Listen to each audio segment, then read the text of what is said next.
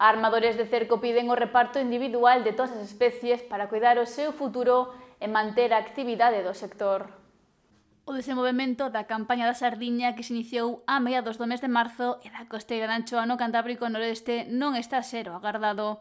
Parte do sector afirma que os topes establecidos son moi amplos e se está a capturar peixe de menor tamaño, o que implica que o seu valor caia en lonxa ata alcanzar prezos moi baixos.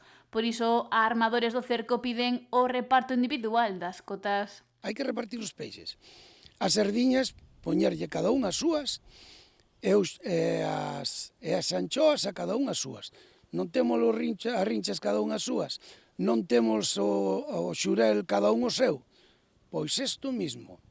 E se acaban todas estas barbaridades. E pido aos biólogos,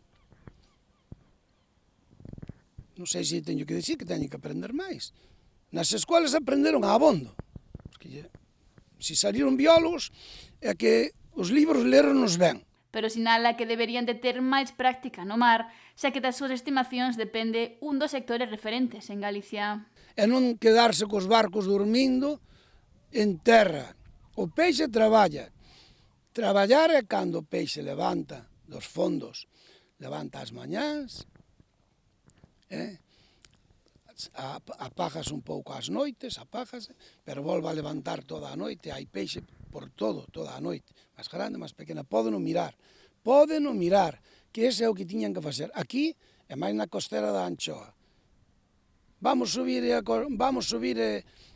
a Anchoa, porque hai moitísima, pero moitísima de que tamaño. O armador pon de novo foco na xestión do xurelo, especie que non se pode extraer este ano na zona 8C. Non había que cerrar, había que deixar coller todos os días un pouquiño, con un control moi grande, 1000 kilos de peixe.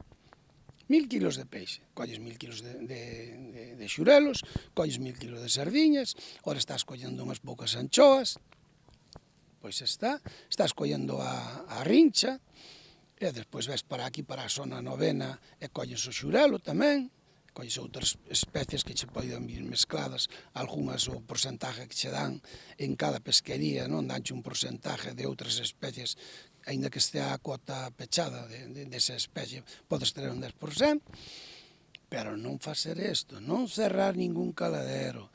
Xa que apunta que para as embarcacións é necesario manter a actividade a vez que se recupera a especie, como se fixo no caso da sardiña.